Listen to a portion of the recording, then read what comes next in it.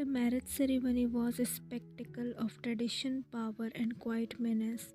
Wine stood beneath the golden ark, draped in a crimson silk lehenga embroidered with threads of gold.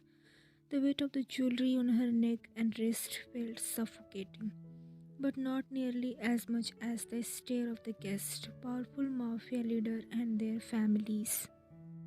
Jungkook, her husband to be, stood a few feet away. He was dressed in an impeccable tailored black sherwani adorned with intricate golden embroidery. His hair was slicked black. Everything, his soft feature and his dark eye, burned with an intensity that made her heart race. The priest began chanting, his voice echoing through the hall as the sacred fire between them crackled and burned. Jungkook stepped closer, extending his hand. Wine hesitated for a moment before placing her trembling finger in his. His hand was warm, strong, and surprisingly gentle. As they walked around the fire, bound by the ceremonial cloth tying their hands together, Wine mind race. This wasn't a wedding of love or a choice. It was a business transactions, a merger of two empires, and she was the price. When the final bow was taken and the priest declared them husband and wife, Jungkook turned to her, his voice almost low, almost a whisper. You don't have to afraid of me. The bedroom was grand and cold as the rest of the Jeon mansion. The four-poster bed was wrapped in luxurious silk and the room smelled faintly of jasmine and old wood. Vine stood awkwardly by the window, still in her bridal attire, while Jungkook removed his sherwani, leaving him in a black undershirt and slacks. You should change, he said, his back to her. The wardrobe is full of clothes for you. Her heart pounded as she slowly moved towards the wardrobe.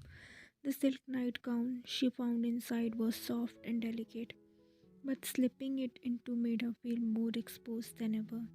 When she turned back to the room, she found Jungkook sitting on the edge of the bed, his head resting in his hand. You are terrified, he said without looking up. She froze, unsure how to respond. Jungkook stood and walked towards her, his movements slow and deliberate. I can feel it, he continued, stopping a few feet away. I told you, Wine, I won't touch you unless you want me to. But the ritual, she whispered. The proof? His jaw tightened. They want blood. Proof that I have claimed you. It's barbaric, but it's tradition. Wine just tightened with panic. I can't. Jungkook stepped closer, his dark eyes softening. I know and I want you. I won't force you. But we need to give them what they want. She looked up at him, searching his face for any sign of deception. What she found instead was surprising concern. How? She asked. His lips curved into a faint smirk. His intensity softened just enough to ease her nerves. There are other ways. He took a small knife from the bedside table, making her flinch, but instead of coming closer, he turned the blade on his palm, drawing a thin line of blood. Her eyes widened. You are going to, he nodded, but it's enough to satisfy them, and it spare you. Vian was stunned into silence. Jungkook, the man she had been told to fear, the monster of the Jeon Empire, was protecting her in a way she never expected. The morning after the wedding, the Jeon family and adults gather in the main hall. Their expression is a mix of expectation and suspicion. The proof of consumption of the blooded cloth had been delivered to them earlier by a servant, and though it satisfied tradition, whispered lingered. Lady Koiwayan mother sat gracefully in a corner, her hawk-like eyes scanning the room.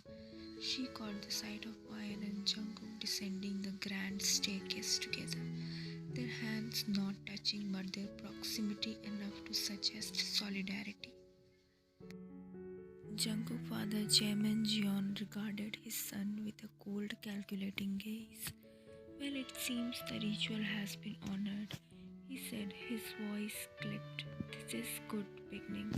Jungkook didn't respond, his expression unreadable. Wyan stayed silent, her palm clammy as she clutched the fold of his. After formalities concluded, Lady Koi pulled Wyan aside. Her voice was low, laced with caution. How was he? Wyan frowned, her mother questions catching her off guard. He didn't hurt me, if that's what you mean. Lady Koi eyes softened just slightly. Good. Jungkook is a complex man. He will protect you fiercely, but you must learn to navigate his word carefully. Men like him respect strength. Wyan, don't let him see you falter. Wyan swallowed hard, nodding. At night, the intensity of his protection had left her shaken, but not because she feared him. It was the opposite. She felt safe with him, and that realization was terrifying in itself. Can't sleep.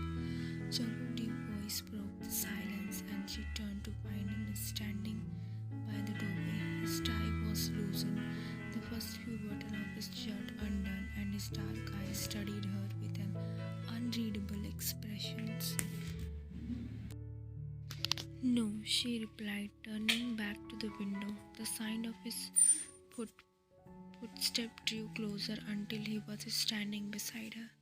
They stood in silence for a moment, the tension between them thick but not uncomfortable. You look beautiful tonight, Jungkook said suddenly, his voice lower than usual.